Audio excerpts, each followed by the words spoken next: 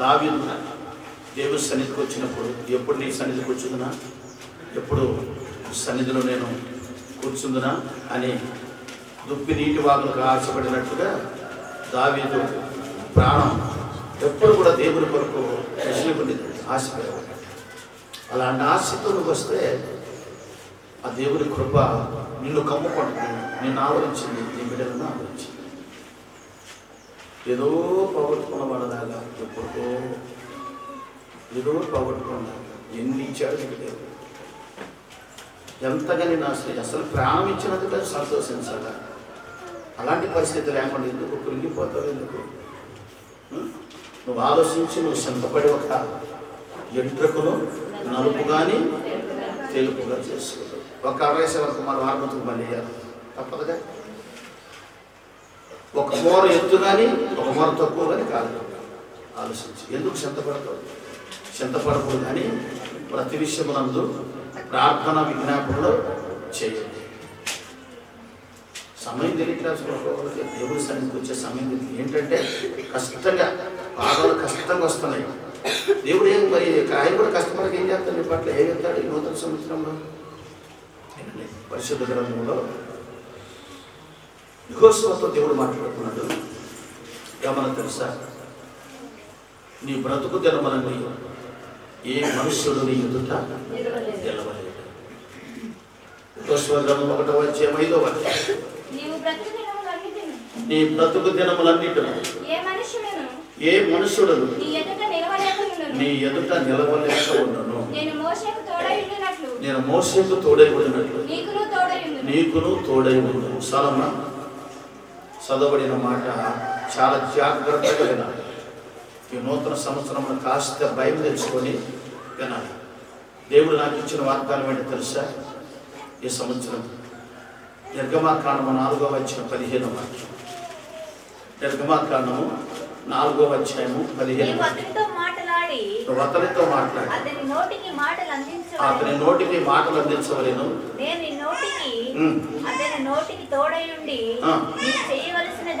నీవు చేయవలసిన దానిని నీకు బోధించదు. స్తోత్రం చెప్పండి.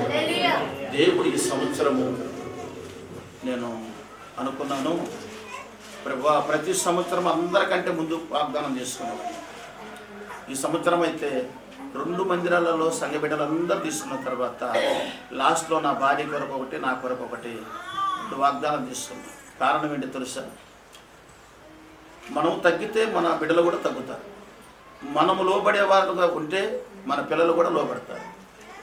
మనం విచ్చలవిడిగా ప్రయత్నం చేస్తే వాళ్ళు కూడా ఇచ్చుగానే ఉంటారు. ముందు మనం తగ్గితే ఏం జరిగిద్ది అంటే మన పిల్లలు కూడా తగ్గుతారు. తగ్గిన వారిని దేవుడు ఏం చేస్తారట? దీన మనసు కలిగిన వారిని మొదట పేతురు రాసిన పత్రిక 5వ అధ్యాయం 5వ వాక్యం, చిన్నలారా పెద్దలకు లోబడుడి, మీరందరూ ఎదుటివాని ఎడల దీన మనసు అనే వస్త్రము ధరించుకునుడి. దీన మనసు అనే వస్త్రము ధరించుకునుడి. దీన మనసు అనే వస్త్రము ధరించుకునుడి. ఈ నూతన సంవత్సరములో మొదటి వాగ్దానం ఏంటో తెలుసా? ఏ మనుషుడు నీ ఎదుట నిలవలేడు. నీ బ్రతుకు దినములన్నీ ఏ మనుషుడు నీ ఎదుట నిలవలేడు. కానీ నువ్వు ఎలా ఉంటే వాడు నిలవలేడు. నీవు దీన మనసు అనే వస్త్రము ధరించుకోవాలా. ఏ వస్త్రము? దీన మనసు అనే వస్త్రము ధరించుకోవాలా. పిల్లల ఎదుట, పెద్దల ఎదుట మూర్ఖులు ఉంటారు, అవిధేయుతులు ఉంటారు, అంటే అనురాగ స్వస్థతలు ఉంటారు. అనేక రకమైన స్వస్థత కలగలేదని దేవునికి తిరుగుబాటు చేసేవాళ్ళు ఉంటారు, మూర్ఖులు ఉంటారు, నిన్ను దూషించేవాళ్ళు ఉంటారు, నిన్ను బాధించేవాళ్ళు ఉంటారు, నిన్ను ప్రేమించేవాళ్ళు కూడా ఉంటారు. అయితే నిన్ను దూషించేవాళ్ళని, నిన్ను బాధించేవాళ్ళని, నిన్ను ప్రేమించేవాళ్ళని ఒకే మనసు కలిగి, ఏ మనసు అది? దీన మనసు అనే వస్త్రము చేత నువ్వు ధరింపబడాలా. అందరినీ ప్రేమించు, అందరినీ ప్రేమించు, అందరికీ దీన మనసుతో నువ్వు సమాధానం చెప్పు. ఈ సంవత్సరము నీ ఎదుట ఏ శత్రువు, ఏ మనుషుడు నిలవలేడు. దేవునికి స్తోత్రం. దేవుడి నూతన సంవత్సరములో మొదటి నెలలో మొదటి ఆదివారం మనందరికి ఇస్తున్న మొదటి వాగ్దానం. అయితే నువ్వు ఎలా ఉండాలా అనే దాని గురించి కొద్ది మాటలు త్వరగా మనం తెలుసుకుందాము. ఈ రోజున బలారాధన కనుక మండల పాటలో వాళ్ళందరూ కూడా మరి ఎంతగానో పాటలు పాడుతూ ఉంటారు. కాబట్టి దేవుని సన్నిధిలో మనం ఎలా ఉంటే నీ ఎదుట ఏ మనుషుడు కూడా ఏ మనుషుడు కూడా నిలవలేకుండా ఉంటాడు. మళ్ళీ చదువుతున్నమాట యెహోషువ గ్రంథము 1వ అధ్యాయము 5వ వాక్యం. బైబిల్ ఉన్న వాళ్ళందరూ మీ బైబిల్ తీసి బైబిల్ అలా పెట్టుకుని నా మొక్కలు చూడవద్దు. ఎప్పుడు వాక్యం తీసి అప్పుడు నా మొక్కలు చూడద్దు. చదువుకుంటే అలాగే ఉండవద్దు. బైబిల్ తీసిన తర్వాత రెఫరెన్స్తో సహా దేవుని వాక్యం ఉందా లేదని తెలుసుకోవాలి. బెరాయిలో సగంలాగా ఉండాలి. కాబట్టి ఏ మనుషుడు నీ బ్రతుకు దినములన్నిట ఏ మనుషుడును నీ ఎదుట నిలవలేకుండును, నీకును తోడై ఉండును. దేవునికి స్తోత్రం. మోసేకు తోడై ఉన్నట్టుగా మీకును. అసలు యెహోషువతో ఎందుకు అట్లా అన్నాడు ఆయన? దేనికి అన్నాడు అట్లా? మోసే తర్వాత యెహోషువని ఎందుకు ఎన్నుకున్నాడు? 6 లక్షల మందిలో యెహోషువ ఒక్కడే కనపడ్డాడు ఆయనకి. అంటే యెహోషువ తనను తాను తగ్గించుకొని దేవుని చిత్తం కొరకు కనిపెట్టేవాడు. దేవుని చిత్తం కొరకు కనిపెట్టేవాడు. కనుకనే యెహోషువ తనను తాను తగ్గించుకునే మనస్తత్వం ఉన్నది. యెహోషువకి దేవుని మాట వెంటనే చెప్పిన వెంటనే ఆ మాటను వినే మనస్తత్వం ఉన్నది. అలాగే దేవుడు ఏదైతే తెలియపరుస్తున్నాడో, దైవ సేవకుడు మోసే ఏదైతే తెలియపరిచిన దాన్ని వెంటనే దాన్ని పాటించే మనస్సు యెహోషువ. కాబట్టి యెహోషువ అంటే అంత ఇష్టం దేవునికి. ఇదిగో మోసేకు తోడై ఉండినట్లుగా నీకు నేను తోడై ఉండేదను అని అన్నాడు. తోడై ఉండేదను అన్నాడు. కనుక నువ్వు బ్రతుకు దినములన్నీ ఏ మనుష్యుడు నీ ఎదుట బాబు ఎక్కడ కూర్చున్నావు? నువ్వు ఎక్కడ కూర్చున్నావయ్యా? ఎవరితో మాట్లాడుతున్నావు? ఏ మనుష్యుడు నీ ఎదుట నిలవలేడు. నీ బ్రతుకు దినములన్నిట. ఎందుకు అంటే యెహోషువకు లోబడే మనసు ఉంది, సేవకుడి మాట వినే మనసు ఉంది, దేవుని వాక్యానికి లోబడే మనసు ఉంది, భయపడే మనసు ఉంది, దీన మనసు ఉంది. అందుకని ఇందాక మీరు చదువుకున్నారుగా పేతురు రాసిన పత్రికలో, దీన మనసు కలిగి ఉండాలా. ఒకవేళ ఈ సంవత్సరం ఎవరైనా నిన్ను ప్రభుడిగా మాట్లాడతారేమో, ఎవరైనా హెచ్చుగా నిన్ను తగ్గించి మాట్లాడతారేమో, నువ్వు అనవలసింది ఒకటే, ప్రభు చిత్తానికి అప్పగించు. నిన్నెవడైతే దూషించి మాట్లాడాడో, ఎవడైతే నిన్ను తగ్గించి మాట్లాడాడో వాడు పూర్తిగా నేల వరకు తగ్గిపోతాడు. నీవు ఆకాశానికి ఎత్తబడతావు. దేవునికి స్తోత్రం. అంతగా నా దేవుడు నిన్ను దీవిస్తాడు.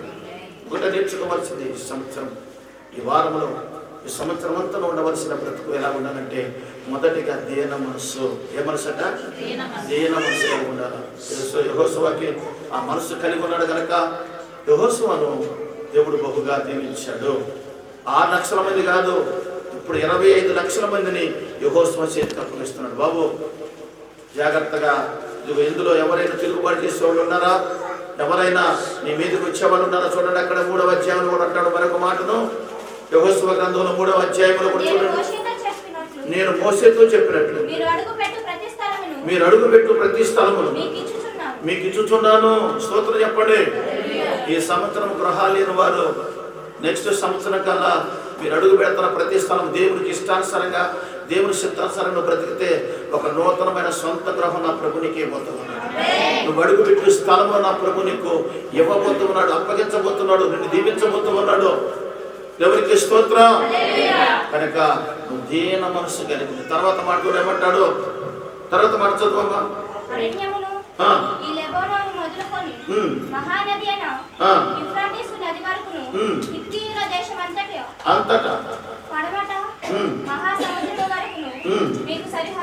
సరిహద్దు నీకు సరిహద్దులు నా ప్రభు ఏర్పాటు చేయబోతున్నాడు. ఈ సంవత్సరం సరిహద్దులు లేకుండా నీ ఇష్టం వచ్చినట్టు తిరిగాము. పోయి సంవత్సరం సరిహద్దులు ఏర్పాటు చేస్తున్నాడు. ఇంటికి ముందు ప్రాకారం కట్టినట్టుగా, ప్రహారీ కట్టినట్టుగా. తర్వాత ఇల్లు కడతారో తెలుసా? ప్రహారీ ముందు కాపుదల. నీ పిల్లలు బయటికి పోవడానికి వీలు లేకుండా, నీ గ్రౌండ్లోనే ఉండటానికి, బయటికి పోకుండా నీ గ్రౌండ్లోనే ఉండి దేవుని కృపను పొందుకోవటానికి. బయటికి వెళ్తే ఏం జరిగిందట? బండ సందులలో కుందేలు పిల్లలు ఉన్నాయి. బండ సందులలో కుందేలు పిల్లలు ఉన్నాయి. ఆ కుందేలు పిల్లలు కుందేలు తల్లిని తండ్రిని అడుగుతున్నాయట, అమ్మా మేము ఒకసారి బయటకు వస్తాం అని అంటే, ఆ పిల్లలతో తల్లిదండ్రులు చెప్తున్నారట, అమ్మా మేము మీ కొరకు మేత కొరకు వెళ్తున్నాం. బయట దుష్టుడు ఉన్నాడు, బయట పులులు ఉన్నాయి, ఎలుగుబట్లు ఉన్నాయి, నువ్వు బయటికి రావడానికి వీలు పడదమ్మా. మీకు ఊహ వచ్చేంత వరకు, మీరు సరిగ్గా నడవడిక నడిచేంత వరకు, మీకు జ్ఞానం వచ్చేంత వరకు ఇదిగో ఈ బండ సందులో మీకు ఆశ్రయ దుర్గము. ఈ బండ సందులోనే ఉండాలి, మీరు బయటికి రాకూడదు. ఈ బండ సందులోనే మీరు బ్రతకాల.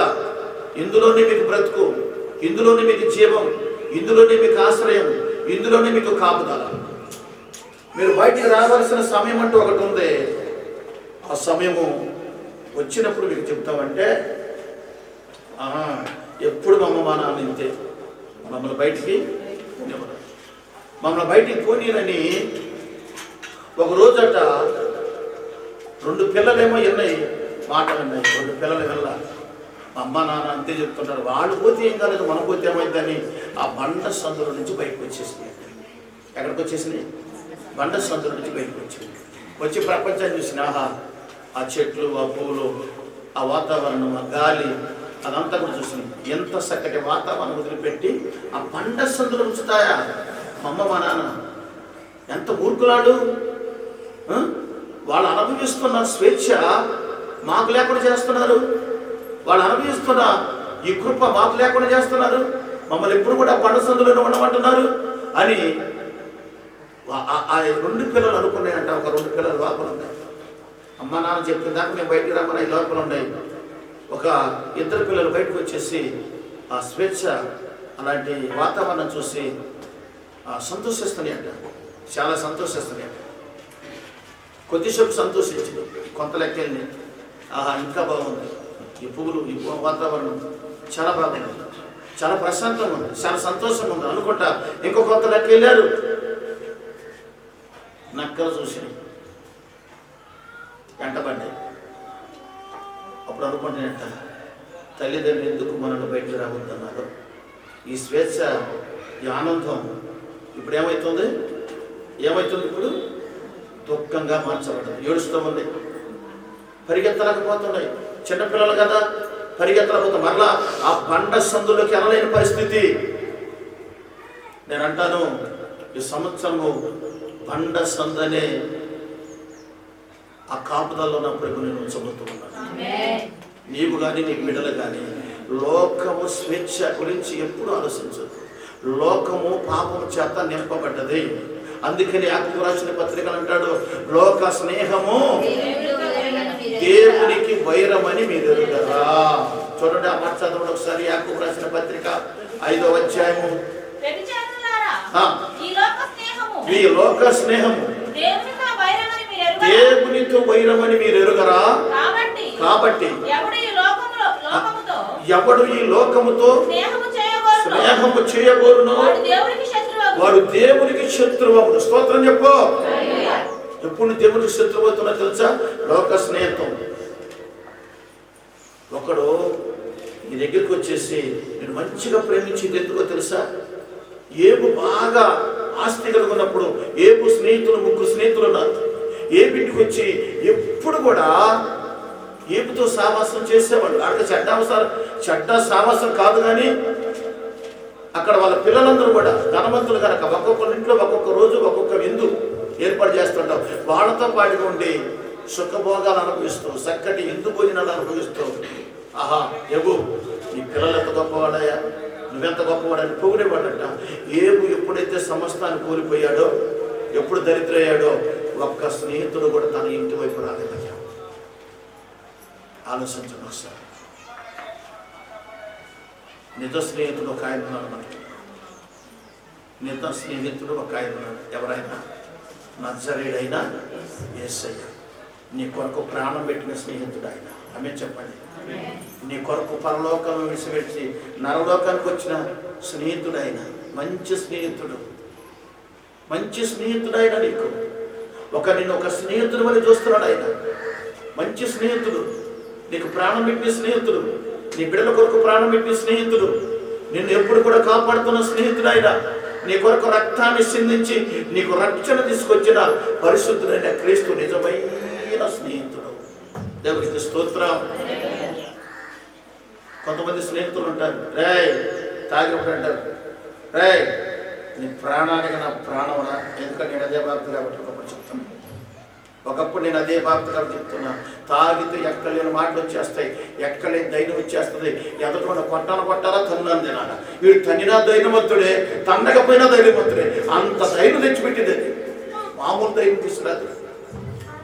దీని ఆశ్రయం చేసుకుని కొంతమంది స్నేహితులు ఉంటారు. వాళ్ళు ఏం చేస్తారో తెలుసా? అసలు నువ్వు ఎట్లా ఉంటావో తెలుసా, అసలు నువ్వు ఏ రకంగా ఉంటావో తెలుసా, అసలు నీ హైట్ ఏంటో తెలుసా, నీ పర్సనాలిటీ ఏంటో తెలుసా, నీ కలర్ ఏంటో తెలుసా, అసలు నువ్వు ఎంత మంచోడో తెలుసా అని పొగిడి పొగిడి పొగిడి జేబుడు మొత్తం కాజేసిన తర్వాత అంటాడు, రే నువ్వంటే నా ప్రాణంరా. వీడు సులుగారిపోతా ఉంటుంది. నువ్వంటే నా ప్రాణం అంటాడు. ఇప్పుడు అవతల పెట్టుబడి పెట్టినప్పుడు ఏం చేస్తాడు? అబ్బా నాకు తిరిగలేదు, మా స్నేహితుడు ఉన్నాడు. వీళ్ళు ఈ ఎండ చూసుకొని ఎక్కడైనా ఎవరైనా గొడవ పెట్టుకుంటే, ఎవరుకున్నావు మేము, మా వెనక ఎవరున్నారో తెలుసా అంటాడు. ఏనా పరమకర్మం తెలియకోకుండా వాడేం చేస్తాడు తెలుసా? ఆ తాగినప్పుడే నువ్వంటే నా ప్రాణం, నీ కొరకు నా ప్రాణం ఎంత, ఏదో అవసరమైతే చెప్పు అంటాడు. చల్లారి పొద్దున పాటు ఇంట్లో ఒక కేజీ బియ్యం లేదు, ఏమండి భార్య, ఏమండి బియ్యం లేవండి అన్నదనుకో, ఆగా మా స్నేహితులు ఉంటారు, రా రాత్రి ప్రాణం పెడుతున్నాను, ప్రాణం వద్దులే కానీ ఒక కేజీ బియ్యం అడిగిపోతాం. నాకేం తెలుసు ఇంట్లో సంగతి, అది లోపల పోతాడు. బియ్యం అంటున్నాయా?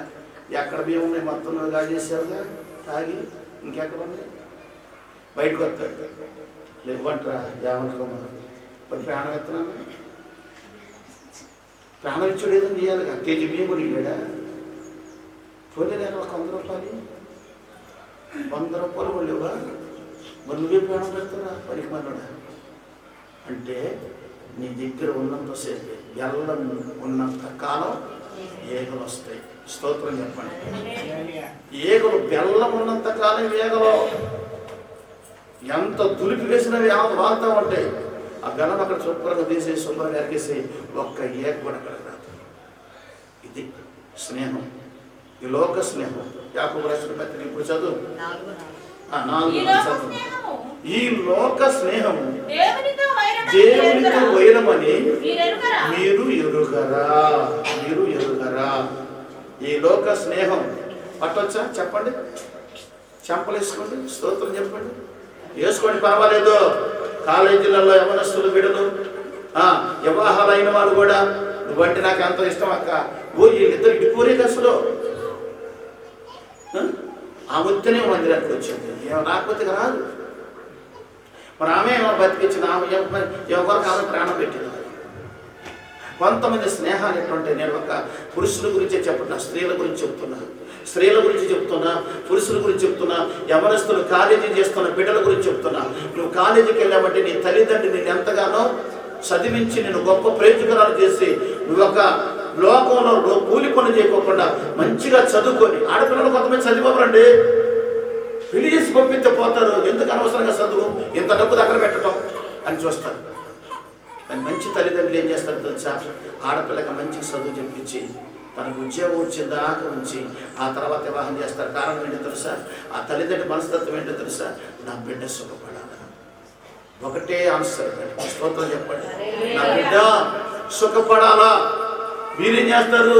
ఒళ్ళు కొవ్వెత్తి ఎకలు పక్కపక్కలు ఎవడన్నా నువ్వెంత బాగున్నావో తెలుసా అంటే, నిజమా? నువ్వెంతో బాగున్నావు, నువ్వు పొట్టిగా ఉన్నా కొందరంగా ఉన్నావు తెలుసా అంటే, సార్ నువ్వెంత పర్సనాలిటీగా ఉన్నావో తెలుసా? నీ కళ్ళు పియర్లెస్, నీ పెదవులు దొండ పండ్లు. ఎట్లా నిన్ను పడగొట్టడానికి అపవాది కాలేజీలు కూడా మోసగిస్తుంటూ నువ్వు తీయవలసింది ఏంటంటే చెప్పు చెప్పు చెప్పు చెప్పు మరొకసారి చెప్పు. స్తోత్రం చెప్పు. చెప్పు ఎప్పుడైతే తీసావో ఆడు నీకు కనపడనంత దూరంలో బ్రతుకుతాడు. వాడు చదువు అంతా అయిపోయిందాక ఒక నువ్వు ఎదురుపడ్డా కానీ సైడే వెళ్ళిపోతాడు. అప్పుడు నీకు ఎంత సేఫ్టీ తెలుసా? తగ్గిన సమయం కొరకు నా దేవుడు నిన్ను ఏర్పాటు చేసుకున్నాడు. నువ్వు మంచిగా చదవాలి, ఉద్యోగం రావాలి, నీ కొరకు ఒక వరుణ్ణి ఏర్పాటు చేసి ఉంచాడు. దేవునికి స్తోత్రం. అప్పటి వరకు నువ్వు ఓపికతో సహనంతో చక్కగా చదువుకొని దేవుడు విద్యాన్ని ఇచ్చేదాకా ఓపికతో ఉంటే సరైన జీవితము నా ప్రభు తగిన సమయం నీకు అప్పగిస్తాడు. అప్పుడు దేవుని సన్నిధిలో నువ్వు సంతోషించినట్లుగా.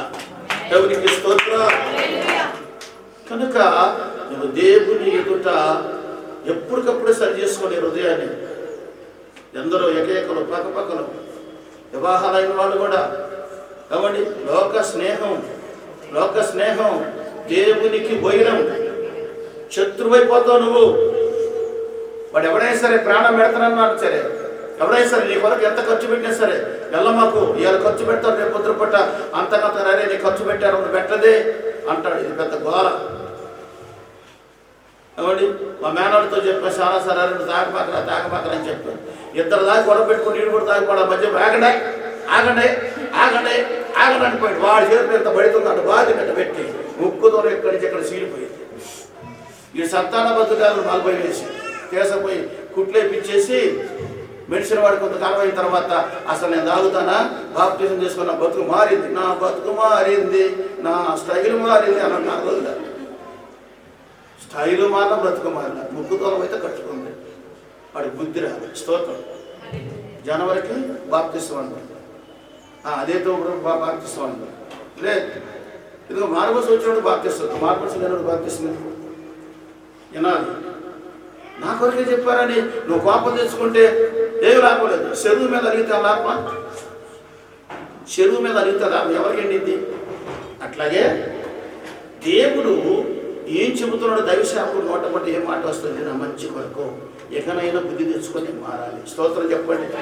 మారాలి కాదు, మారి నేను కనపడాలి. మారి కనపడాలి.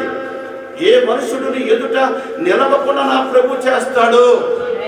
నీవు దేవుని వాక్యానుసారంగా బ్రతికితే, వాక్యానుసారంగా జీవిస్తే ఏ మనుషుడు నీ బ్రతుకు జన్మలన్నీ నీ ఎదుట ఈ నూతన సంవత్సరంలో నిలబడ్డాడు. ఫస్ట్ ఆఫ్ ఆల్ లోక స్నేహం నీకు ఉండబడుతుంది. ప్రైజ్ లార్డ్ చెప్పండి. లోక స్నేహంలో అష్టదరిద్రాలు ఉన్నాయి. ఇదే మా మేనల్లుడు సంక్రాంతికి వచ్చాడు. అప్పుడు సంవత్సరం అయింది నేను డ్రింక్ మానేసి ప్రభు పాదాలు పెట్టుకొని చక్కగా బ్రతుకుతున్నా. ఎక్కడ చూసినా డబ్బులే, చేతుల నిండా డబ్బులే, జేబు నిండా డబ్బులే, ప్యాంట్ జేబులన్నా డబ్బులే. 60 మంది చేతి కింద ఉన్నారు. చాలా ఆనందకరంగా బ్రతుకు. సంవత్సరములు దేవుడు బహుగా పోయి సంవత్సరం సంక్రాంతి నుంచి సంవత్సరం నెక్స్ట్ 15 తారీఖు వచ్చింది కదా, ఆ సంక్రాంతి వచ్చింది. అసలు దాన్ని వైపట్టి తిరిగి చూడటానికి సంవత్సరం అయిపోయింది. రావటం క్రితం తీసుకొచ్చాడు. ఇదిగో సంక్రాంతి మనం ఎంజాయ్ చేయాలన్నాడు. ఎంజాయ్ అని మానేస్తారు బాబు. కావాలంటే ఒక 4-5 కేసులు చికెన్ కొట్టి ఇంటికి పంపిస్తాను, అకౌంట్ పెట్టి పో అన్న. సరేలే అన్నట్టు ఇంటికి అక్కడ 4 కేజీలు చికెన్ పంపించిన తర్వాత వాడికి డబ్బులు పంచాడు. జేబు నిండా డబ్బులు ఎత్తుగా కనపడుతున్నాయి. మీ బిల్సప్కి వెళ్ళదట్ట అన్నారు. వెళ్ళనన్నా. నువ్వు పక్కన లేకపోతే అట్టన్నారు. ఎంతకన్నా పక్కన నీళ్ళు తాగినట్టు. సరే నేనేం చేశానంటే నువ్వు థమ్సప్ తాగు, మీ మీరు తాగుతున్నా. చూడండి అపవాది ఎట్లా పడగొట్టింది అన్నాను. సరేలేమని మరి ఇంత మంచి ప్రేమ స్నేహితులు కదా పెట్టారు. ఎంత గొప్ప స్నేహితులు నాకు దొరుకుతారా? అందులో సొంత మేనరుడు ఎక్కకూడదు కదా. సర్లేమని వెళ్ళి ఆడు బీర్ షాప్లో కూర్చొని ఉన్నారు. ఆ మధ్యలో ఇట్లా కల్లూరు బీర్ షాప్ ఒకటి ఉంది. మేము కూర్చున్నాం. నేను ఒక బల్ల మీద కూర్చున్నాం. అంటగా నాకు థమ్సప్ తీసుకొచ్చారు. ఫస్ట్ ఏం కాకపోతే నెక్స్ట్ ఇంకో థమ్సప్లో కలిపాడు. అది తాగిన తర్వాత సంవత్సరం అయింది. నేను దాకా సర్రన ఎక్కిపోయింది. లైట్లు వేసరిగా ఈ లైట్కి ఇంకా ఎక్కువైపోతే ఈ లోపల ఎడకి ఎక్కువయ్యి గొడవలు పెట్టుకుంటున్నారు వేరే వాడితో. ఇక మనకు అసలు రూపం వచ్చేసింది. ఈ రూపం పోయింది. అపవాది ఎప్పుడైతే వచ్చేసిందో అసలు రూపం వచ్చింది. సాతాను రూపం ధరించుకొని దేవుని రూపం పక్కకు దొరికిపోయి సాతాను రూపం ఎప్పుడైతే వచ్చిందో వాళ్ళని లేపెట్టి వాళ్ళు చిన్న గొడవ పెట్టుకున్నారు పాపం. ఇక నేను లేచి బర్రెలు లేపి పగలగొట్టి బీఫ్ చేసాలు మొత్తం పగలగొట్టి నానాశంగా చేస్తుంటే పోలీస్ స్టేషన్ నుంచి పాప అర్ధంతరంగా ఇద్దరు ఉరికొచ్చారు. ఉరికొచ్చి నా చేతులు ఎప్పుడైతే పట్టుకున్నారో నాకు వాళ్ళు ఎవరో కనపడలే ఎవడో అంటున్నా. చూసావా దాంట్లో ఎంత మైకం ఉందో. ఈ లోపల 4 రాజకీయ నాయకుల దగ్గర నుంచి 4 దగ్గర నుంచి ఫోన్లు వచ్చినాయి. మా మేస్త్రి ఆయన ఎదురుంటే మేము మాట్లాడుతాం. ఆయన మాట్లాడితే పాపం వాళ్ళు నన్ను ఏమనుకోకుండా రెడ్డి బాబు అని స్వాగతం చెప్పినట్టు ఇంటికి తీసుకుపోయారు రోడ్డు మీద. అప్పుడు మనం హీరో లెక్క స్టైల్గా కాలెక్ట్ వేసుకుంటా. ఎందుకు వాళ్ళు నన్ను పట్టుకోలేదుగా, పండి బాబు మేస్త్రి గారు పండి అని అంటే సర్లే పని స్టేషన్ దాకా వెళ్ళి పాప నాతో పాటుకు వచ్చిన వాళ్ళు లోపల నేర్తారు. లోపల ఉన్న భయంకరమైన అందులో ప్యాస్ పోసుకుంటాను అనుకుంటా. నేను ఎప్పుడు మన స్టేషన్ ఆ లోపల కటకటానికి ప్యాస్ పోసుకుంటారు, అందులో ఊసుకుంటారు అనుకుంటా. అందులో శకాకు దౌర్భాగ్య స్థితి. ఆ వాసనకు తట్టుకోవాలని పోయినోళ్ళు ఓ ఓ అని కక్కుతున్నారు. పాపం నన్ను బయట స్టేషన్ కాడ నుంచి కూర్చోబెట్టి ఏమయ్యా ఎస్ఐ గారు పాపం దగ్గర వెళ్ళి కానిస్టేబుల్ చూపు చాలా ఫోన్లు వస్తున్నాయి నేను అని అంటే ఎస్ఐ గారు వచ్చి అన్నాడు, ఏం చేస్తున్నాయి ఇన్ని ఫోన్లు వస్తున్నాయి అన్నాడు. ఏం చేస్తున్నాయి కదా అన్న పొగర వద్దుకంటే వద్దులే బాబు, ఈ రోజు నీతో ఏం మాట్లాడాను అట్టాని నేను ఏం అట్టానికి కూడా అవకాశం లేదు, నువ్వు ఇంటికి వెళ్ళు వాళ్ళ రేపు పంపిస్తున్నాను. కొన్ని వీళ్ళు ఉన్నారు నా స్నేహితులు నాకు గుర్తుందా కప్పుడు నాకు వీళ్ళు ఇడిపిద్దామని గుర్తుందా లేదు. వదిలిపెట్టే శుభ్రంగా ఇంటికి పోయి ఆయన పడుకొని పొద్దున్నే గుర్తుకొచ్చారు వీళ్ళు. అప్పుడు ఏ రావు ఫోన్ చేయించేసి విడుదల చేయించుకుని తీసుకొచ్చి పాసిపోయిన కూర తిని అప్పుడు దారి బట్టి వెళ్ళిపోయారు. ఒక్కసారి లోక స్నేహంలో పడిపోతే నీ దరిద్రత మామూలు ఉండదు. భయంకరమైన స్థితి, పరువు బాగుంది, విలువ బాగుంది, అంత బాగొట్టుకుంటుంది, ఏముండదు. నీ వరకు నువ్వు ఒకవేళ ఇలా ఉన్నావనుకో చుట్టుపక్కల చూసేవాడు ఎందుకురా బతుకున్నాడు అరే అంత వాదం ఉంది, కానీ ఏమన్నా ప్రయోజనం ఉందా అని అంటాను. నేను అంటాను, క్రీస్తులో నీ బ్రతుకు మారితే ఈ సంవత్సరం నీ బ్రతుకు జన్మలని ఏ మనుషుడు నీ ఎదుట నిలబడేడు. దేవునికి స్తోత్రం. లోక స్నేహం వద్దు, లోక స్నేహం వద్దు. ఆ తరువాత నేను అనుకున్న ప్రభువా నేను సచ్చినంత కాలం నీ మాటకు కట్టుబడి ఉంటాను అనుకుని ఎప్పటి వరకు ఆ ఆలోచన కానీ కనీసం ఎన్ని సమస్యలు ఎదురైనా వెనక్కి తిరిగి చూడకోకుండా నా దేవుడు ఎన్ను తట్టి చేయబట్టుకొని ముందుకు నడిపిస్తూ ఉన్నాడు. ప్రతి విషయంలో ఎన్నో సమస్యలు ఎదురైనాయి, ఎన్నో గొడవలు ఎదురైనాయి, నేను మంచిగున్నా సరే ఎన్నో రకాలుగా ఎదురైనాయి, కానీ ఏ ఒక్కటి కూడా నా పాదముల దగ్గర కూడా నా ప్రభు రానిలేదండి. అక్కడి నుంచి అంటే దేవునికి స్తోత్రం కలుగును గాక. ఏ అపాయము నీ గుడారమును సమీపించదు. నువ్వు కరెక్ట్గా నిలబడితే ఏ అపాయము నీ గుడారం వద్దకు రాదు. నీ పక్కన 1000 మంది పడిపోయినా తెగుళ్ళు వచ్చి, మన కరోనా వచ్చింది కదా, కరోనా నాకు కూడా వచ్చింది. ఆ కరోనా వచ్చేటానికి ఒక కంపౌండర్ తీసుకొచ్చాడు మా అబ్బాయి, మా పెద్ద అబ్బాయి వచ్చి అంత దూరాన్ని చూసి బలివాడిపోయా ఆయనకు వచ్చింది కరోనే. నేను రా దగ్గరికి అన్నాడు, ఒక ఇంజక్షన్ లేదు, ట్యాబ్లెట్ లేదు, ఏమీ లేదు. ఒకటి అనుకున్న ప్రభా పిలిచిన వాడు, నేను హాస్పిటల్కి అయిపోను, పిలిచిన వాడు తీసుకుపోయి హైదరాబాద్ వేస్తున్నారు. అప్పుడు ఇక్కడెక్కడ ఉంచట్ల కరోనా వచ్చిన వాళ్ళని, కాబట్టి హైదరాబాద్ తరలిస్తున్నారు. నేను అక్కడ పోలేను, అక్కడ నేను ఉండలేను ప్రభా, నా వల్ల కాదు, నా వెనక ఎవరు ఉండరు మా వాళ్ళు అని చెప్పి ఇంట్లో గోడ తట్టు మొక్కలు చెప్పి ఏడ్చుకుంటూ పడుకున్నాను. ప్రభా పిలుచుకున్న దేవుడు నాయన నువ్వు విడిచిపెడతావా అని చెప్పి ప్రార్థన చేస్తే ఒక 2-3 రోజులు గట్టిగా గాలి పెరచలేకపోయా. 3వ రోజు కానీ ఒక దర్శనం వచ్చింది. ఒక కోట్ల గత పడవటానికి వచ్చింది. గబాన ఒక వ్యక్తి వచ్చేసి లోపలికి నెట్టి ఇంట్లోకి నెట్టి గడిపెట్టేశాడు. దాని నుండి నన్ను తప్పించాడు. దేవునికి స్తోత్రం. కరోనా నుండి నన్ను తప్పించాడు ఆ దర్శనం ద్వారా. కనుక ఆ తర్వాత నాకు శ్వాస ఆడకుండా నేను మంచిగా ఉన్నా. ఏ మెడిసిన్ వాడుకోకుండా దేవుడు నన్ను బ్రతికించాడు. అట్లాగని ఆగిపోలేదు. అదే వారం మందిరంలోకి వచ్చి వాక్యం చెప్పాను. చెబితే భయపడతారని ఎవరితో చెప్పాలి. సంవత్సరానికి చెప్పా అంటున్నారు. సంవత్సరం తర్వాత దేవునికి స్తోత్రం. కనుక లోక స్నేహం అనేది కరెక్ట్ కాదు. మానుకోవాలి. రెండో మాట చెప్పి త్వరగా నేను ముగిస్తాను. ఇర్మియా గ్రంథం 17వ అధ్యాయం 10వ వాక్యం. ఇర్మియా గ్రంథము 17వ అధ్యాయం. బైబుల్ ఉన్న వాళ్ళందరూ దయచేసి మీరు బైబుల్ వాక్యాన్ని మాట్లాడండి. ఇర్మియా గ్రంథము 17వ అధ్యాయము 10వ వాక్యం. ఒకని ప్రవర్తనను బట్టి వాని క్రియల ఫలము చొప్పున ప్రతి వానికి ప్రతీకారము చేయుటకు యెహోవాను నేను హృదయములను పరిశోధించువాడను. నా వైపు చూడండి. హృదయములను పరిశోధించువాడైన హృదయములను పరిశోధించువాడు. 2వ దినవృత్తాంతుల గ్రంథం. ఈ వాక్యాన్ని ఇక్కడే లైన్లో ఉంచి 2వ దినవృత్తాంతుల గ్రంథము 26వ అధ్యాయము 7వ వాక్యం చదవండి. ఫిలిష్తీయులతోనూ నివసించిన అరబీయులతోనూ మోహనీయులతోనూ అతడు యుద్ధము చేయగా దేవుడు అతనికి సహాయము చేసెను. ఎవరతను? ఆసా. చదవండి మంచిగా. ఎవరతను? అక్కడ ఉన్నది ఎవరు? 26వ అధ్యాయము అమ్మా. 2వ దినవృత్తాంతులు 26వ అధ్యాయం 1వ వాక్యం చదువు. అంతటా యూదాజనులందరూ 16 ఏండ్ల వాడైన ఉజ్జియాను తీసుకొని అతని తండ్రి అయిన అమజ్యాకు బదులుగా రాజుగా నియమించిరి. అతడు ఎలతోను పుట్టించి రాజగు తన తండ్రి అతని పితరులతో కూడా నిద్రించిన తర్వాత అది యూదా వారికి తిరిగి వచ్చినట్లు చేసింది. చదవండి. చదువుకోరా. ఉజ్జియా నేరారంభించినప్పుడు 16 ఏండ్ల వాడే యెరూషలేములో 52 సంవత్సరములు ఏలెను. ఎన్ని సంవత్సరాలు? 52 సంవత్సరాలు. ఆసానా ఉజ్జియానా? ఉజ్జియా. ఆసా కూడా ఉన్నాడు చూడండి. ఆసా కూడా ఉంటాడు చూడండి. ఆసా మొదటి దినవృత్తాంతుల చదవండి. ద్వారపాలకుల విభాగమును కూర్చున్నది ఆసాపు కుమారులలో కోరే కుమారుడు. ఎన్నో అధ్యాయం చూడు. మొదటి దినవృత్తాంతం 26.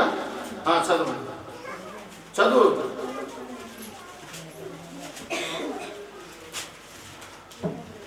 మొదటి దినవృత్తాంతంలో చదవండి త్వరగా. 26వ అధ్యాయము 26వ అధ్యాయము చూడండి.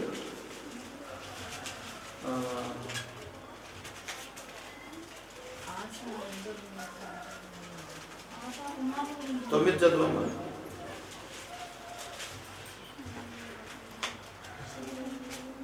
ఆశా గురించి లేదు అక్కడ. ఆశాపు ఆశా కాదు. 2వ దినవృత్తాంతం 14వ అధ్యాయంలో ఉంది. చదవండి. ఆసా తన దేవుడైన యెహోవాకు మొరపెట్టి యెహోవా విస్తారమైన సైన్యం చేతిలో ఓడిపోకుండా బలము లేని వారికి సహాయము చేయుటకు నీకన్నా ఎవరు లేరు. మా దేవా యెహోవా మాకు సహాయము చేయము. నిన్ను నమ్ముకొని ఉన్నాము. బట్టియే ఈ సైన్యమును ఎదిరించుటకు బయలుదేరి ఉన్నాము. యెహోవా నీవే మా దేవుడవు. నరమాత్రులను నీ పైన విజయమందనీయకము అని ప్రార్థింపగా యెహోవా కూష్యాలను ఆసా ఎదుట యూదా వారి ఎదుటను నిలవనీయక వారిని మొత్తునందున వారు పారిపోయిరి. దేవునికి స్తోత్రం. ఆశ దేవునికి అతుక్కొని ఉన్నంత కాలం, జాగ్రత్తగా వినాలి. ఆశ దేవునికి అతుక్కున్నంత కాలం ఎక్కడ యుద్ధములో కూడా జయం పొందుకున్నాడు. దేవుడు తన శత్రువులను తరిమి కొట్టాడు. ప్రతి స్థలంలో విజయాన్ని పొందుకున్నాడు. ఆశ ఒక సమయం వచ్చింది, దేవుని విడిచిపెట్టాడు. ఆశ భయంకరమైన పరిస్థితుల్లో పడిపోయాడు.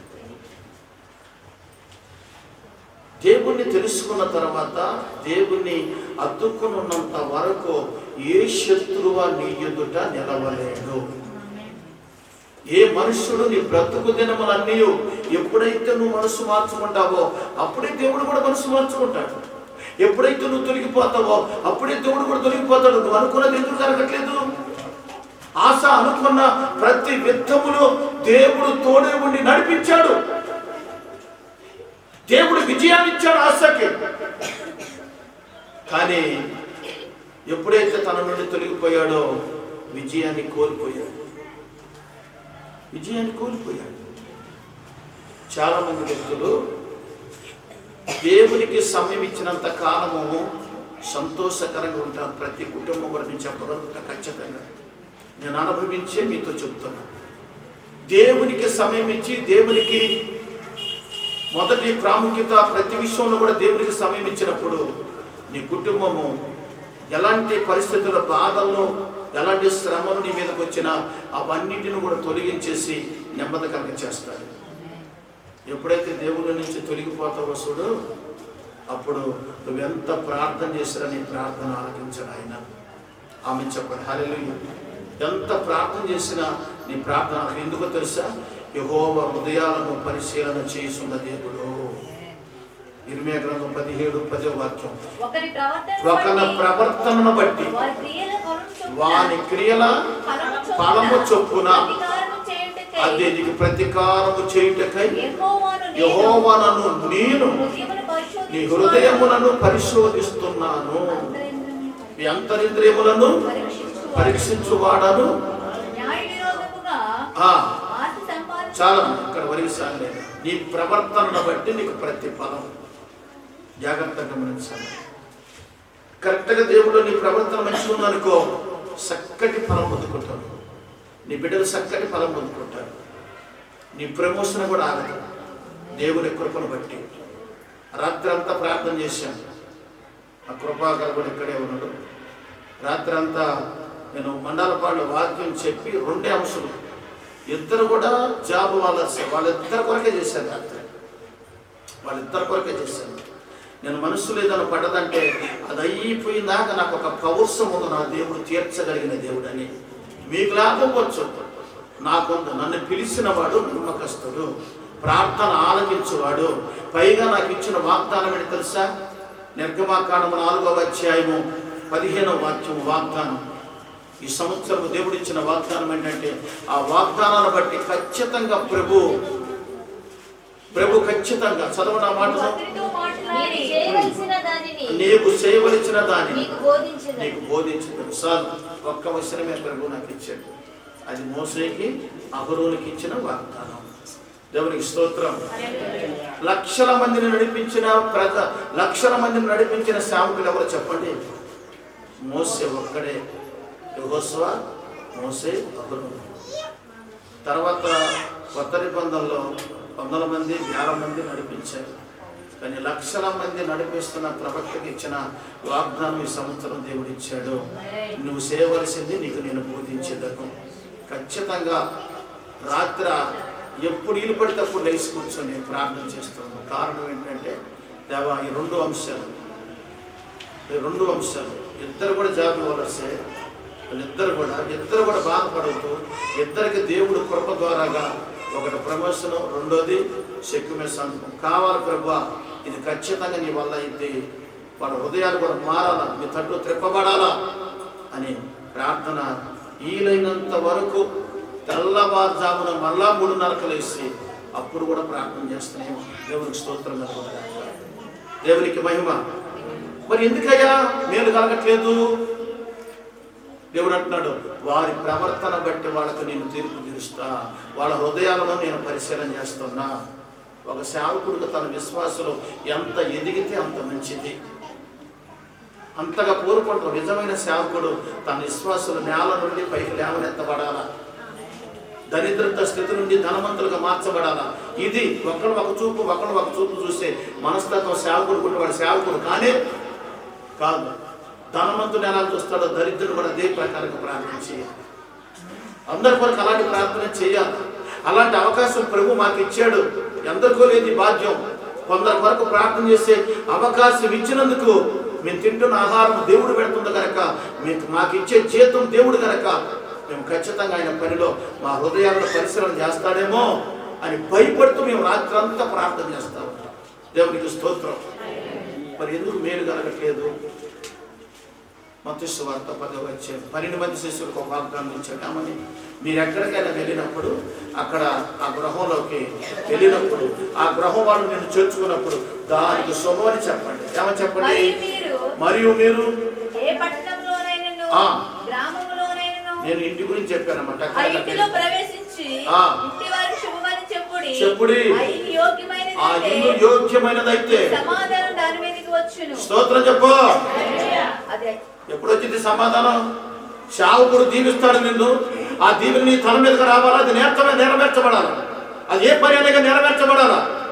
దేవునికి అసాధ్యమైంది లేదు, సమస్తము సాధ్యమే ఆయనకి. మరి ఎందుకు నీ మీద నెరవేర్చబడలేదు? సేవకుడు నిన్ను దీవిస్తున్నాడు, సేవకుడి కొరకు ప్రార్థన చేస్తున్నాడు, సేవకుడి కొరకు కన్నీరు కాస్తున్నాడు, సేవకుడి కొరకు 5 దినాలు ఉపవాసం ఉండి కన్నీరు కాచి ప్రార్థన చేస్తున్నాడు. మరి మీ ఏషాలు అలాగుంది, ఎందుకు నీకు పని జరగట్లేదు అంటే ఆ ఇల్లు యోగ్యమైనదైతే అన్నాడు. ఇక్కడ నువ్వు సేవకుడు అక్కడే ప్రార్థన కాదు, నువ్వు కూడా మారు మనసు పొందుకోవాలా. ఇప్పుడు నీ సేవకుడు ప్రార్థన, నీ మారు మనసు రెండు కలిసి ప్రభు దగ్గరికి వెళ్తే వెంటనే కార్యం చేస్తాడు. ఆ నిమిషంలోనే దేవునికి స్తోత్రం. నువ్వే మందమతి రాకుండి, నువ్వే లోక స్నేహంలో పడిపోయి నువ్వు లోకస్థ బ్రతుకుతూ నీ సేవకుడు కన్నీరు కట్టి ప్రార్థన చేస్తే నీకు మేలు కలిగిందా? మరి పైగా ఎవరి మీద మన కోపాలు చెప్పండి? ఎవరి మీద? ఏదో జరగకపోతే ఇంట్లో భర్త మీద, ఇదిగో నువ్వు అన్నావు కనుక నాకు ఇట్లా జరిగింది. భార్య మీద నువ్వు అన్నావు కనుక నాకు ఇట్లా జరిగింది. కాబట్టి ఒక్కసారి పౌరుషం తెచ్చుకొని క్రీస్తులో కరెక్ట్గా నిలబడు. నువ్వు అనుకున్న కాడికి నీ పాదముల దగ్గరికి నువ్వు అనుకున్నది వచ్చింది. దేవునికి స్తోత్రం. సేవకుడు ప్రార్థన వ్యర్థం కాదు. నా దేవుడు ఎవరిని వ్యర్థంగా ఉంచలేదు. ఆయన అన్యాయస్తుడు కాదు. ఆయన నేల నుండి దరిద్రుడు పైకి లేవనెత్తగలిగిన సమర్థుడు. మరి ఎందుకు నువ్వు మేలు పొందుకోలేకపోతున్నావు? నీ ప్రవర్తన ఎలాగుందో సరి చూసుకోవాలా. ఇది 3వ పట్టణ. నీ ప్రవర్తన ఎలాగుందో సరి చేసుకోవాలా. సరి చేసుకోకుండా ప్రభువా అంటే ఆయన ఏమంటారు తెలుసా? ప్రభువా అన్నవాడు పరలోక రాజ్యానికి చేర్చబడడు కానీ నా తండ్రి చిత్త ప్రకారంగా చేయవాడే అంటాడు. నేను డబ్బులాట అంటే ఎంత? 10 రూపాయలు, 20 రూపాయలు కాదు, 50 రూపాయలు, 100 రూపాయలు, మొత్తం సెలవులే. 5 రూపాయల బిళ్ళలు, అప్పుడు 2 రూపాయల బిళ్ళలు, ఇవన్నీ మొత్తం పెద్ద గ్రౌండ్ గీసి దాంట్లో పోసి వచ్చేట కొట్టడు. ఒకదాని కొడితే మొత్తం ఐడియా. అట్లా డబ్బులు పోగొట్టుకుని ఇంటికి వచ్చి పాపం వచ్చి అమ్మగారిని ఎవరిని వచ్చా లేచి నీ మొహమే చూసేది. ఏంటట? లేచి నీ మొహమే చూసాను. అందుకే నాకు ఎట్లా జరిగింది. వీడు బాగా పోగొట్టుకున్నా. నేను డబ్బులాంటి ఆడే దూల నాకు ఉంది. ఈ దూల ప్రకారం పోయిందనుకోట్లా. ఈ కచ్చ, ఈ పాపం వాళ్ళేమనలేక వాళ్ళు అంటారు. మరి వాళ్ళు ఎవరంటే వాళ్ళేమనలేక ఆడదన్నింటికి అణిగిమని ఉంటుందిగా. ఇంటికి వచ్చి నీ మొహం చూడబట్టాను. పొద్దు లేచిన తర్వాత డబ్బులు పోయినాయి. అదేమయ్యా నేనేం చేశాను? పెద్ద పోకరించే తొల్లకొద్దులాగా పాపం తట్టుకోలేక డబ్బులు పోగొట్టుకొని ఆడవాళ్ళ మీద శౌర్యం. స్తోత్రం చెప్పు. నీ ప్రవర్తన దేవుడు చూస్తున్నాడు. చూడలేదా? నీ ప్రవర్తన ఎవరు చూస్తున్నారు? దేవుడు చూస్తున్నాడు. నువ్వు సరిగ్గా నిలబడితే ప్రభు నీ దగ్గరికి వచ్చి నేను కల్లూరు ప్రార్థనలో ఉన్నాను. అక్కడైతే ఏకాంతం ప్రార్థన వచ్చి మనవాళ్ళు ఎవరు ఉండరు. సరిగ్గా ఏకాంతం 2 అంశాల మీద వెళ్ళాను. 2 అంశాల గురించి ప్రార్థన చేసుకుంటాను. అక్కడ కూర్చున్నా. నేను చేసేది ఒక అంశం ఒకటైతే రాత్రి నిన్న తెల్లవారుజామున ఒక మాట ఏమన్నా వస్తుందంటే, రేపు నువ్వు ఉండవు. ఒరే ఇదేంటి? నేను వచ్చిందేమో ఒక ప్రార్థన మీద, చేస్తుందేమో ఒక ప్రార్థన మీద, నువ్వు రేపు ఉండవు అని ఒక దర్శనంలో ఒక ఆయన ఒక స్వరం పడుతుంది. కాస్త భయం వచ్చేసి ప్రార్థన చేసి, అసలు ఎందుకట జరిగింది, రేపు నేను ఉండకపోవడం ఏంటి అని చెప్పి, ఎందుకో తెలుసా? తన పిల్లల కొరకు ఎప్పుడైతే ఖచ్చితంగా ప్రార్థన చేస్తామో ఏదో ఒక డౌట్ అపవాది మాకు పెడతాను ఏమంటుంది, ఎందుకు గుండెలో గుబులు పుట్టియాలి, ప్రార్థన చేయకుండా మానేయాలి. ఇక అటు ప్రార్థన మానేసి ఇక ఇరు గురించి చేసుకోవడం మొదలు పెట్టాలి. అటు ముందు కొనసాగనే ఉండదు.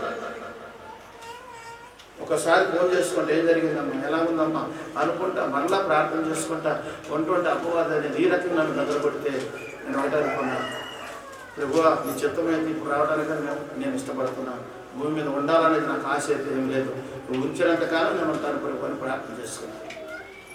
అయిపోయింది, నిన్న అయిపోయింది, ఇవాళ కూడా అయిపోతుంది. ఏమైనా జరిగిందా? ఎవడన్న దేవుడు నాతో? దేవుడా? దేవుడు మాట కదా, అపవాది వెలుగుతోత రేపు ఉండవు. ఎందుకు? ఖచ్చితంగా మించి ప్రార్థన చేస్తున్నాక నన్ను బెదరగొట్టడానికి. ఇలాంటి సమస్యలన్నీ అపవాది చేత మేము పడుకుంటూ మేము ప్రార్థన చేస్తూ ఉంటే ఎక్కడ మా పొరపాటుతో ప్రభుత్వాన్ని సరి చేసుకొని చక్కపరుచుకొని ఎవరైనా ఎంత కోపాట కానీ ప్రభు పొరపాటు అయిందని సరి చేసుకొని మా ప్రార్థన ఎక్కడ దేవుని సన్నిధి చేరుతానని సరి చేసుకొని మేముంటే మీ ప్రవర్తన అంతా పాడు చేసుకొని మేలు కలగకపోతే ఎందుకు మేలు కలగలేదు అని చెప్పి ఆలోచించేదానికంటే నీ ప్రవర్తన సరిగ్గా ఉందా లేదా సరి చేసుకో. దేవుడు నీ ప్రవర్తన తగిన ప్రతిఫలము నీకు ఇస్తాడు. చదవడం మరొకసారి మాటను అండర్లైన్ చేసుకున్న మాటలు మీరు ఇర్మియా గ్రంథం 17వ అధ్యాయం 10వ వాక్యం అండర్లైన్ చేసుకోండి. చదవమ్మా. ఒకరి ప్రవర్తనను బట్టి వారి క్రియల ఫలము చొప్పున ప్రతికారము చేయుటకు యెహోవాను నేను హృదయాలను పరిశీలిస్తున్నాడు. ఆయన పరిశీలిస్తున్నాడు వారి హృదయాలను. 139వ కీర్తన అంటాడు దావీదు మహారాజు, అయ్యా నేను కూర్చుండుట, నేను నిల్చుండుట, నేను పడుకుండుట,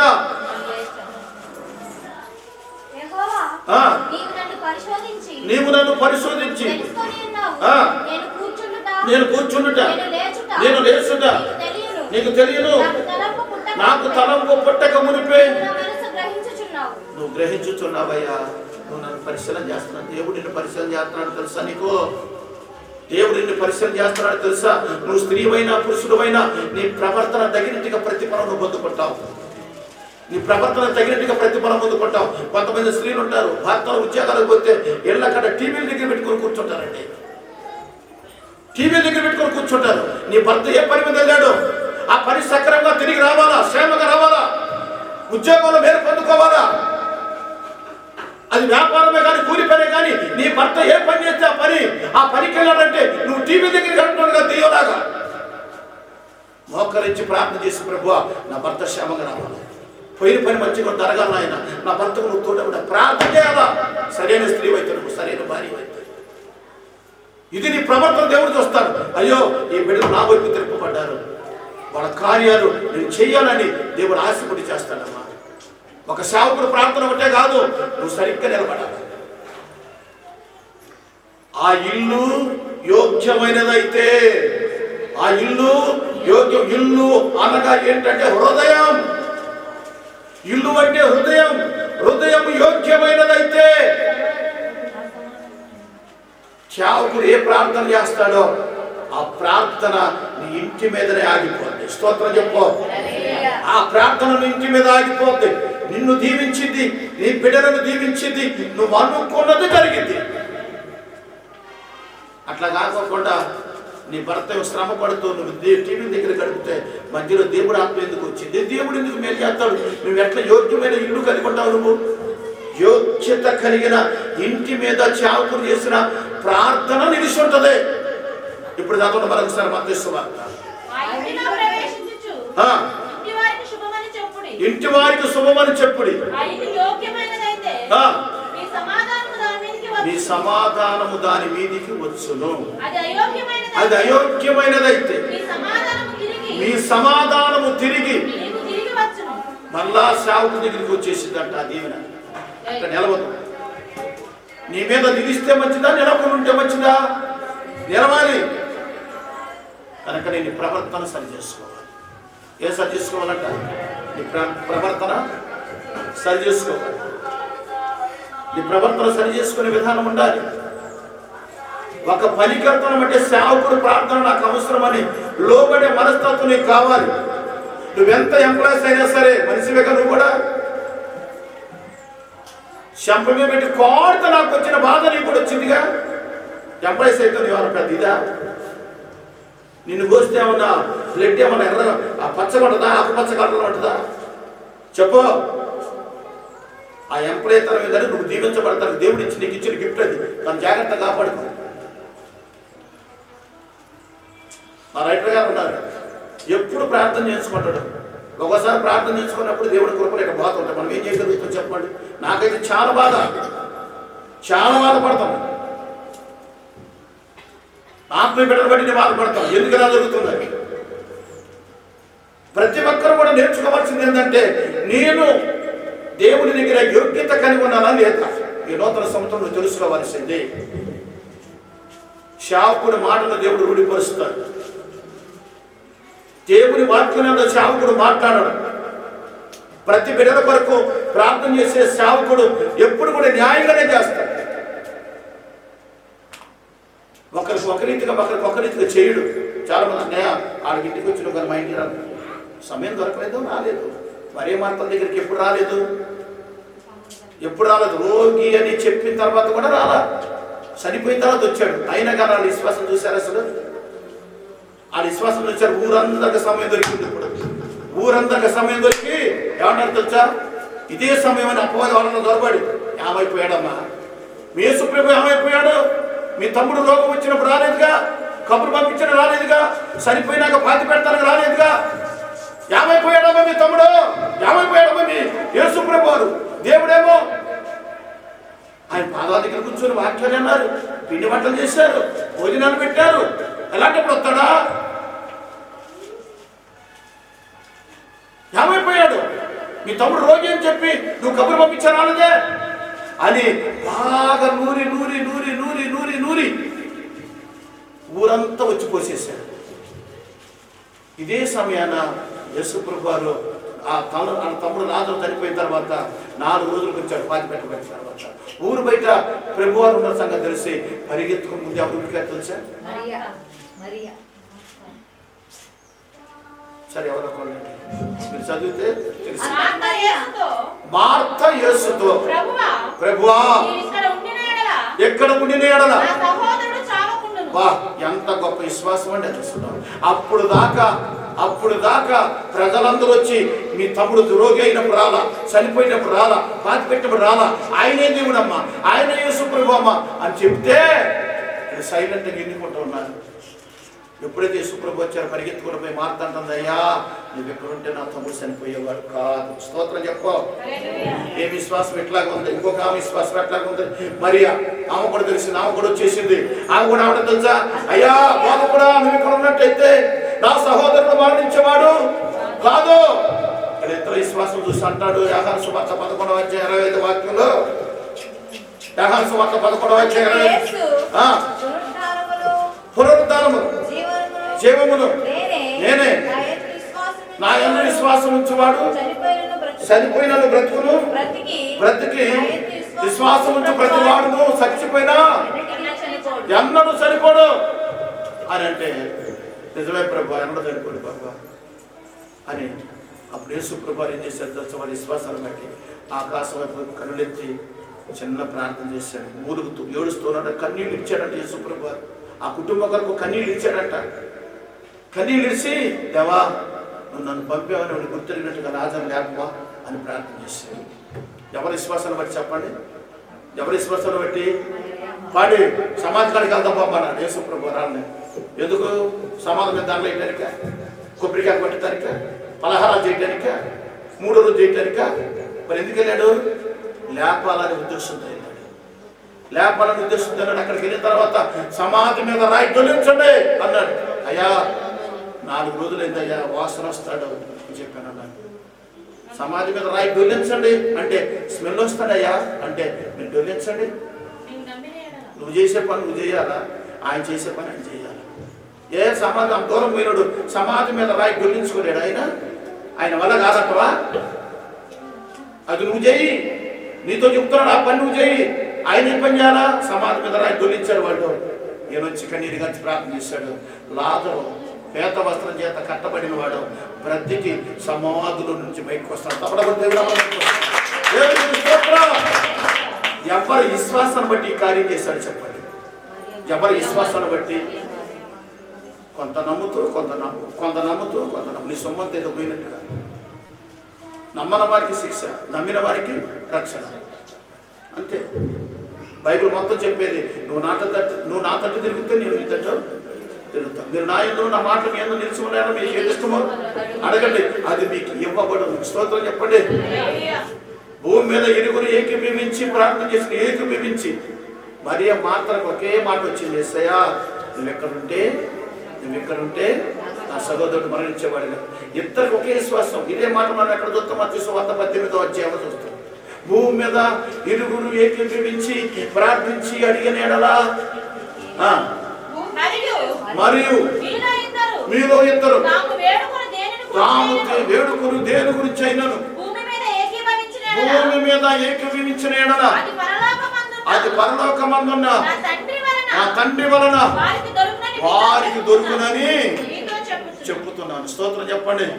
మరే మార్తలో భూమి మీద ఇరుగురు ఏకీభవించి ప్రభుని అడిగారు, ఏకీభవించి విశ్వసించారు, ఏకీభవించి ప్రార్థించారు, ఏకాంతమైన విశ్వాసం కలిగి ఉన్నారు. అందుకే జరిగింది, సత్యమైన లాజరును దేవుడు బతికించిన అద్భుతం చేశాడు. దేవునికి స్తోత్రం. భార్య భర్తలు ఏకీభవించి ప్రార్థన చేస్తే నువ్వేది అడుగుతావో అది నా ప్రభు నీకు ఇస్తాడు. ఒకళ్ళు ఉంటారు, మందిరానికి వచ్చినంతసేపే బాగుంటారు, ఇంటికి పోయిన తర్వాత అన్నం పెట్టవే, అక్కడ కంచం ఉందో పెట్టుకో, ఏంటంట అక్కడ కంచం ఉందో పెట్టుకో, స్నానానికి నీళ్ళు తొడవే, అక్కడ దగ్గర పెట్టిన పోసుకో, బట్టలు ఇవే ఆ దండి మీద దగ్గర పడ్డాయి. ఇలా మధ్యలో మరి పిల్లలు ఆయన అమ్మకి చెప్పరా అంటే వాడు వచ్చి అమ్మ నాన్నకు అన్నమాట పెట్టుకొని తగలాడవాను, నాన్న పెట్టుకొని తగలాడమంటాను. ఈడొచ్చి అంట కొన్ని కుటుంబాలకు సమాధానం కొత్త సంవత్సరం ఇంకా చెప్పాలని ఉంది, కానీ ఈ 3 మాటలు జీవితంలో ఫలిస్తే నీ ఎదుట నీ బ్రతుకు దినములన్నీ ఏ మనుషుడు నీ ఎదుట నిలవలేడు. కనుక యోగ్యత కలిగి ఉన్నావా, యోగ్యత కోల్పోయి ఉన్నావా? ఒకటి, నీ ప్రవర్తన సరి చేసుకున్నావా? నీ ఇష్టానుసారంగా అయితే అయిందని వెళ్ళిపోతున్నావా? చేలో పడ్డ గుడ్డెద్దులాగా చేలో పడ్డ గుడ్డెత్తి ఏం చేసి దానికి ఏం కనపడదు. ఇది పరపరా అని ఆ మొక్కదన కంకులో లేకపోతే ఏదో తొక్కి ఆ సౌండ్ పడితే ఎవరో వస్తున్నారని బెదిరవుతుంది దొక్కింది. అట్టుందా మన బతుకోకాల? చేలో పడ్డ గుడ్డెద్దులాగా వద్దు. నేనే మార్గము, నేనే జీవము, నేనే మార్గము, నా ద్వారా తప్పించి తండ్రి అంత దేవుడు ఆయన మార్గంలో నడుస్తున్నాను. నువ్వు నేను లోక స్నేహాన్ని విడిచిపెట్టాలా, ప్రవర్తన సరి చేసుకోవాలా, యోగ్యత కలిగి ఉన్నావో లేవో సరి చేసుకోవాలి. ఈ మాటలు నువ్వు పాటిస్తే కొత్త సంవత్సరంలో గొప్ప కార్యాలు నా ప్రభు నీ పట్ల చేయబోతూ ఉన్నాను. తల ఉంచండి, ప్రార్థన చేసుకుందాం. పరిశుద్ధమైన తండ్రి, కృపగల దైవ ప్రేమగల తండ్రి, చెప్పబడిన ప్రతి మాట సన్నిధిలో ప్రభు ముద్ర వేసి భద్రపరిచి బిడ్డలకు కావాల్సిన మేలు శబ్దం నింపండి. యోగ్యత కలిగి జీవించినట్లుగా ప్రతి ఒక్కరు ప్రవర్తన సరి చేసుకున్నట్లుగా దేవా ఎదుట ప్రభు మేము నాయన ఎప్పుడు సరి చేసుకున్నట్లుగా సహాయం చేయండి. ఎంత పరిస్థితిలో ఉంచదు, నమ్మునట్లుగా విశ్వసించినట్లుగా సహాయం చేయండి ప్రభా. అయ్యా ఏదో సమయానికి ఏదో జరగలేదని కాదు, కానీ అల్లా నువ్వు దాన్ని సరిపించగలవు, అల్లా అంతకంటే గొప్ప కార్యం చేయగలవు. ఆశా దేవుని ఆనుకున్నంత కాలం యుద్ధములు ఎదురు లేకుండా బ్రతికాడు. ఎప్పుడైతే విడిచిపెట్టాడో అప్పుడే కూలిపోయాడు. ఆశాలాగా ఉందా నీ బ్రతుకు? ఒకవేళ దావీదు వలె ఉందా? దావీదు అంటున్నాడు, వృద్ధాప్యులు కూడా దేవుని సన్నిధిలోకి వచ్చి ప్రభా ఎంతగా నన్ను నా కుటుంబాన్ని దీవించుటకు నేనే పాటివాడను, నీ కంటికి నేను బుద్ధివాడినే కదయ్యా అని ఎంతగానో దావీదు ప్రార్థన చేస్తున్నట్టుగా మనం చూస్తున్నాం. కనుక ప్రేమ దేవుని బిడ్డలారా, దేవుని సన్నిధిలో సరి చేసుకుంటున్నావా? ఎక్కడి నుంచైనా నీ హృదయాన్ని మార్చుకుని, నీ మనసు మార్చుకుని ప్రభు నీకు తోడే ఉంటాడు. ప్రభు నీకు తోడే ఉంటాడు. యెహోషువకు తోడే ఉన్నట్టుగా నీకు తోడే ఉంటాడు. మోషేకు తోడే ఉన్నట్టుగా నీకు తోడే ఉంటాడు. ప్రతి విషయంలో తోడే ఉండి నడిపిస్తాడు. ఆదరిస్తాడు, బలపడతాడు. యోగ్యత కలిగి బ్రతుకో. యోగ్యత కలిగి బ్రతికిన నీ కుటుంబంలో శావుకుడు చిన్న ప్రార్థన చేసిన ఆ ప్రార్థన జీవితంలో నూరంతరగా ఫలించింది. యోగ్యత కలిగి ఉన్న వల్లేదో సరి చేసుకో. దేవుని సన్నిధిలో దేవుడు అంటే నీకు ఎలాగ ఉంది? ఇంకా వాక్యం వింటున్నగా నవ్వుల ప్రయాసంగా ఉన్నది. కాస్త భయపడు. దేవుడు అంటే వరకు వాక్యానికి ఇలువివు. వాక్యానికి ఆ వాక్యాన్ని అనుసరించి నడు. ఆశ లాంటి అర్థవాడు పడిపోయింది. ఎందరో కూలిపోయారు. జాగ్రత్త. రాజులు రాజ్యాలు కూలిపోయి నువ్వెంత నేనంట. జాగ్రత్త కలిగి దేవుని పట్ల నమ్మకస్తున్న మన హృదయాలను సరి చేసుకున్నంత కాలం దేవుడు మనకు తోడేమంటాడు. ఏ విషయంలో నీ ఎదుట నిలబడేడు. నీ బ్రతుకు తినమన నీవు నీ ఎంట కృపాక్షేమ వలె ఉంచుడుగా. పరిశుద్ధమైన తండ్రి, కొంతమంది చెప్పబడిన మాటలు హృదయంలో దాసుకొని జీవించినట్టు మిమ్మల్ని దీవించండి, ఆశీర్వదించండి. నెమ్మది సమాధానం కనుక్కున్నాను. యేసు నామమున వేడుకుంటున్నాం తండ్రి. ఆమేన్.